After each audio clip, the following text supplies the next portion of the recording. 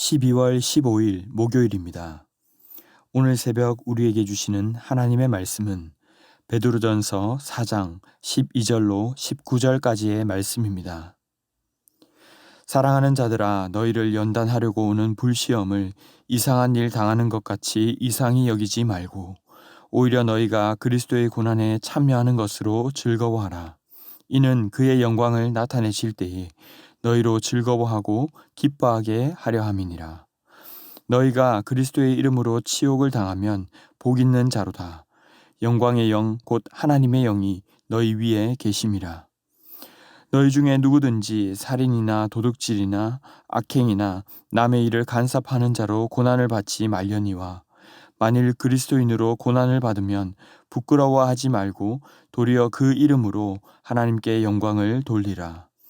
하나님의 집에서 심판을 시작할 때가 되었나니 만일 우리에게 먼저 하면 하나님의 복음을 순종하지 아니하는 자들의 그 마지막은 어떠하며 또 의인이 겨우 구원을 받으면 경건하지 아니한 자와 죄인은 어디에 서리요. 그러므로 하나님의 뜻대로 고난을 받는 자들은 또한 선을 행하는 가운데 그 영혼을 미쁘신 창조주께 의탁할지어다. 아멘. 베드로전서는 나그네로 살아가는 그리스도인들에게 기록된 말씀입니다. 고난당하며 살아가는 이들에게 이 땅에서의 삶은 잠시지만 마지막 끝이 있음을 기억하며 그리스도께서 고난의 길을 기꺼이 걸어가셨던 것처럼 그 발자취를 따르라는 것입니다. 그래서 어제의 본문에서도 만물의 마지막이 가까이 왔으니 먼저 근신하여 기도하고 두 번째로 무엇보다 뜨겁게 사랑하며 마지막으로 선한 청지기 같이 서로 봉사하라고 말씀하였습니다. 그렇게 함으로써 하나님이 영광을 받으시게 하라는 것이죠. 오늘 본문 또한 계속해서 고난에 대해서 말씀합니다. 12절에 사랑하는 자들아, 너희를 연단하려고 오는 불시험을 이상한 일 당하는 것 같이 이상히 여기지 말라. 나그네로 살아가는 그리스도인들에게 찾아오는 고난, 이 피로시스라고 하는 이 시험은 어쩌면 당연하다는 것입니다. 13절에서는 오히려 너희가 그리스도의 고난에 참여하는 것으로 즐거워하라 라고 말씀합니다. 베드로의 표현이 매우 당황스럽지 않습니까? 말 그대로 불에 타는 듯한 극심한 고난이 왔는데 어떻게 이상하게 여기지 않고 기꺼이 편하게 받아들일 수 있다는 말입니까? 오히려 즐거워하고 기뻐할 수 있다는 말입니까? 이 시험, 피로시스와 같은 단어는 베드로전서 1장 6절에서 같은 맥락으로 사용되었습니다. 그러므로 너희가 이제 여러 가지 시험으로 말미암아 잠깐 근심하게 되지 않을 수 없으나 오히려 크게 기뻐하는도다. 계속해서 14절은 너희가 그리스도의 이름으로 치욕을 당하면 복 있는 자라고까지 말씀합니다. 이 말씀은 마태복음 5장 10절로 12절 팔복의 마지막을 생각나게 합니다. 의를 위하여 박해를 받은 자는 복이 있나니 천국이 그들의 것임이라.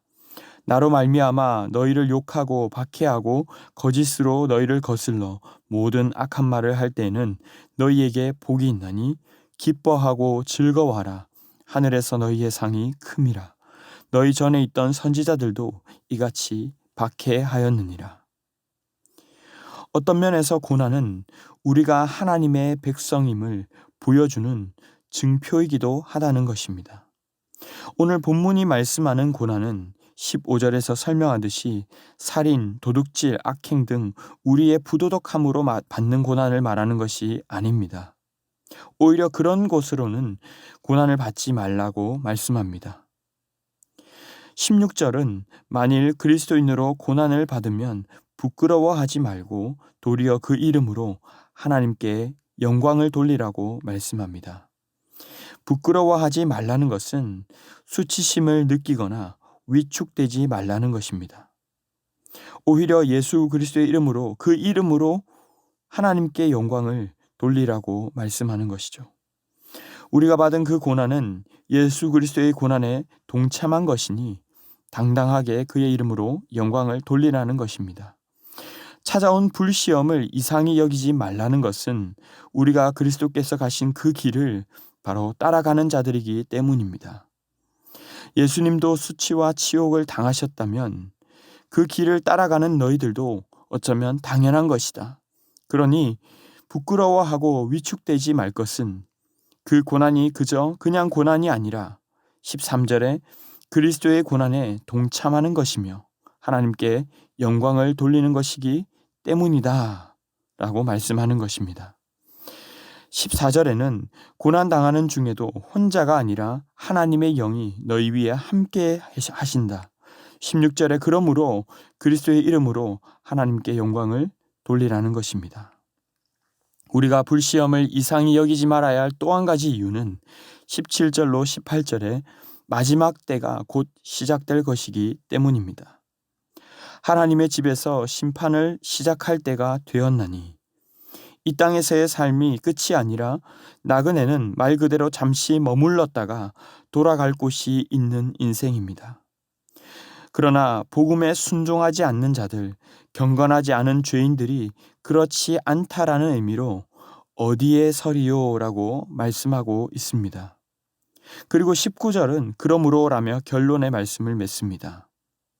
그러므로 하나님의 뜻대로 고난을 받은 자들은 또한 선을 행하는 가운데에 그 영혼을 미쁘신 창조주께 의탁할지어다.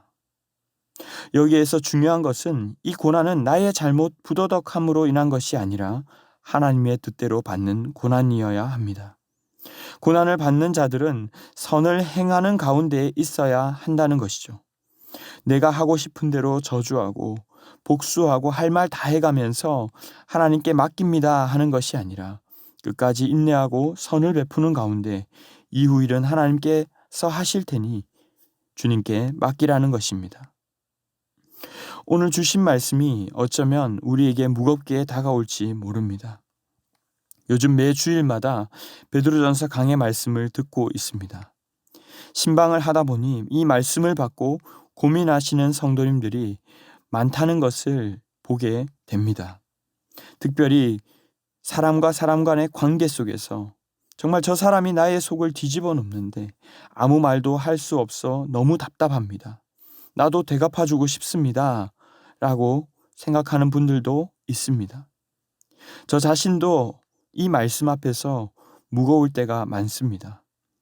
그러면서도 불타는 고난 앞에 우리가 어떻게 이 말씀을 받고 반응해야 할지 고민하며 지켜내고자 몸부림치는 성도님들의 모습을 보게 되는 것이죠.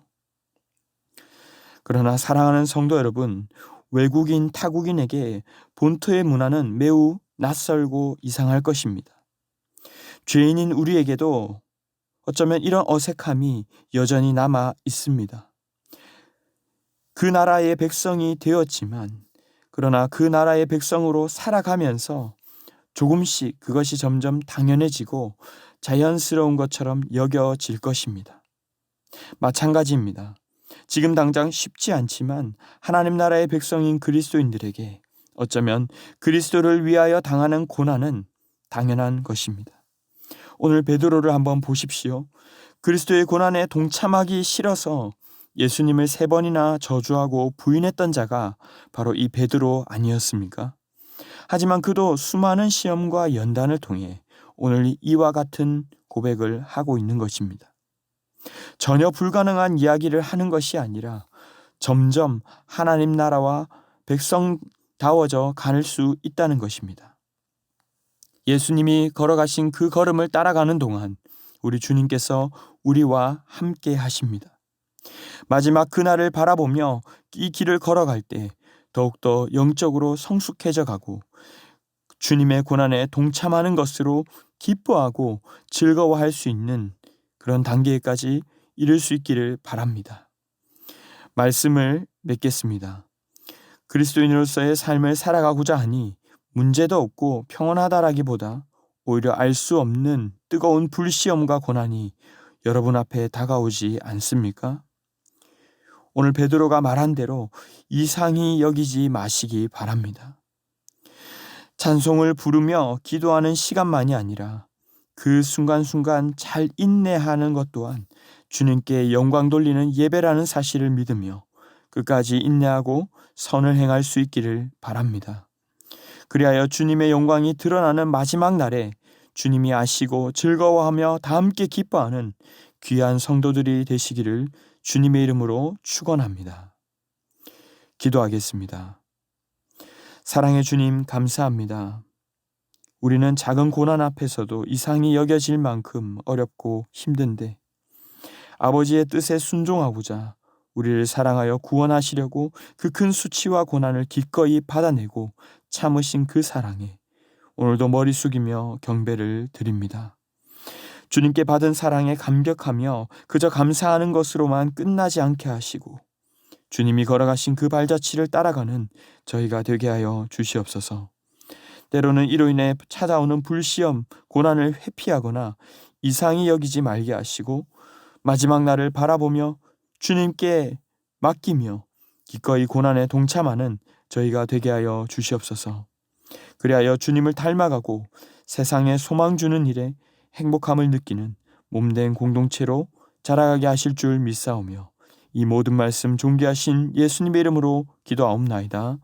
아멘. 이 시간 함께 기도하실 때 주신 말씀을 붙들고 기도하시고 주간 기도 제목을 따라 훈련과 교육을 위해 기도하겠습니다. 종강을 앞둔 제자 훈련을 비롯한 모든 평신도 훈련을 통해 예수님을 닮은 온전한 주님의 제자로 세워지게 하여 주시옵소서.